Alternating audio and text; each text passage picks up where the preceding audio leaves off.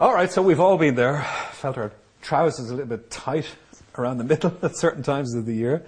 And we reach for that third biscuit when we know we really shouldn't. 2 would have been plenty. Well, our next guest is here to give us a few tips on how we might stay away from the bickies, lose a little bit of weight. But it's not actually for humans, it's for the pet in your life. Would you welcome, please, Paul Kelly. Paul, it's great to have you here. Thanks, Jimmy. Thank you. And your adorable little friend. Who's that? Yeah, this is Malaika. Her short, Mal, short for Malaika, is Swahili for angel. So she's absolutely gorgeous. Isn't she? She's not 12 weeks old yet. She's a big pup. But with regard to feeding, I mean, it's for her weight, because labs love 2 things. They love exercise and they love eating.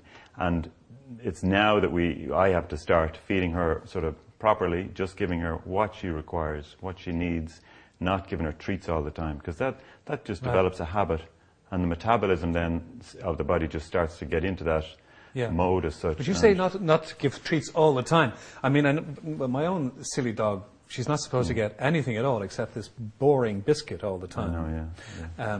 So she's not supposed, I mean, it's supposed to be very bad for her to get anything of that nature. You know, I'm the same. I've got 5 dogs altogether, and yeah, they all get treats. But it's like ourselves. Yeah, you like the bar of chocolate, but you got to pull back, give them a little bit. But what I do is, you know, a dog of a certain size, say you have a Shih Tzu or a Labrador, gets whatever brand of food you're feeding. They'll always suggest that you feed, say, per 25 kilos, give them 500 grams of that. And each brand is different because there are different constituents. So that's important. Read what it says on the bag. That's really important. And if it says 500 grams per day, then take a little bit out of that 500 grams and use that as a treat every so often. You know, take a quarter of it or 10% of it out and give her that during the day. And, you know, you can add a little bit. If they're getting plenty of exercise, some of the little dog biscuits and that are okay, but just not to overdo it. But there are lots of chewy things as well, which you can sort of get them used to bit by bit, and that they see it as a treat. Yeah, and too, if it's when they do something. I mean, in trying to train Mal here now, I mean, Mal gets a treat in the response to her doing whatever it is. You know, if I'm asking her to try and teach her to sit, and she does it, then she gets a little treat. So that is good. Instead of just giving it to her because if you just give her a treat just because she's sitting down there, you're training her into looking for a treat.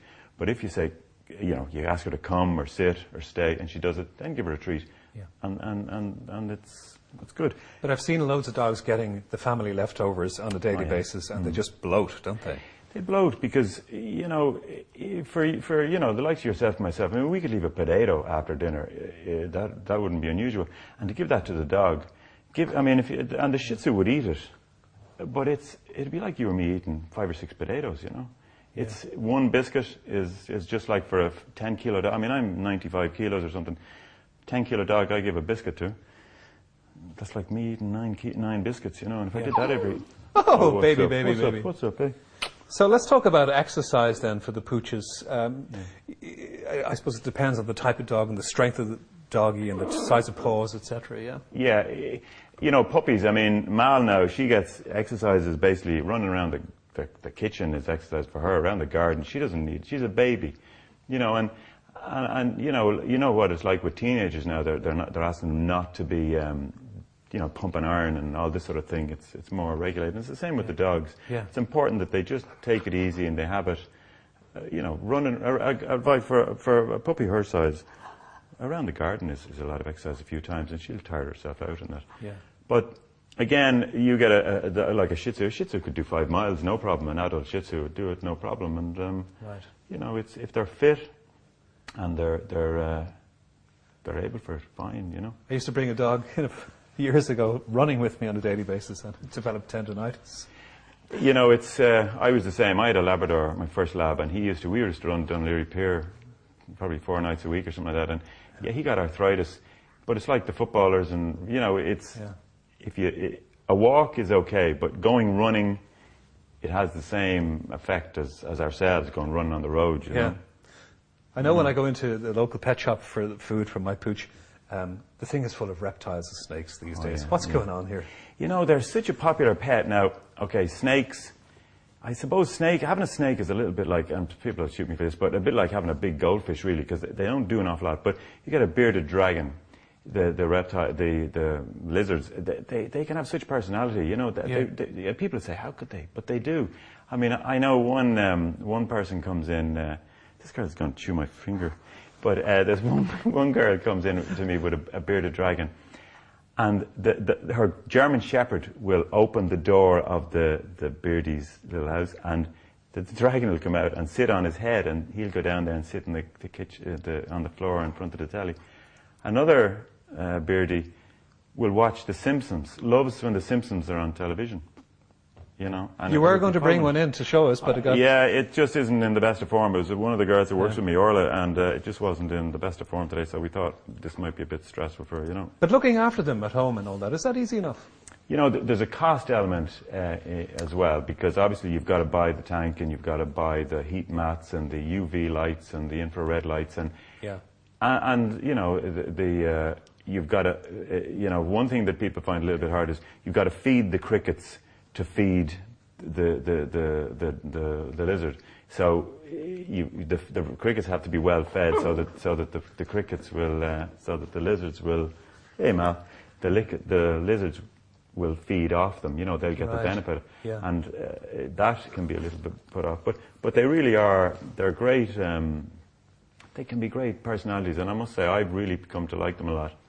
You know? And when doggies get bold, when they get a little bit older than Malner, for example, how do you discipline them without smacking them? Without smacking, yeah, it's, well, just a sharp voice, you know, a strong voice, and, you know, a male voice, you know, like a deep voice can be a, you know, I mean, I'm not going to shout now, but that can be sort of, you know, stop them. Like paper, in newspaper, something like that, on the rump, something like that, it's not going to hurt them. It's the act and the sound of it, and they just know. I mean, when you look at them, I'm sure you know it's your own dog. You know, it's a definite no, you know, or good girl, well done, you know. But the best thing I ever did was to bring her to a little puppy party. The first thing she did was to get to meet other puppies. Super. And the interaction was terrific, you know. That is so good. And I think one thing with puppies nowadays, people are probably afraid for them to mix, but once they're vaccinated, the more mixing they do, the more they're used to meeting people in cars, noises, anything at all, you know, the more they're used to that, all the better, and that really socializes them and it settles them, you know. Used to let them beat the head off each other, and then every now and again introduce a loud noise like that to get their attention. And it gets their attention. Yeah. So, some great advice for pet owners, but don't bring your pooch for a walk just yet, because we've got some very interesting people for you to meet. We're going to look at the whole issue of stammering in the wake of the movie The King's Speech and how it can affect sufferers. Stay with us for that on The Evening Show.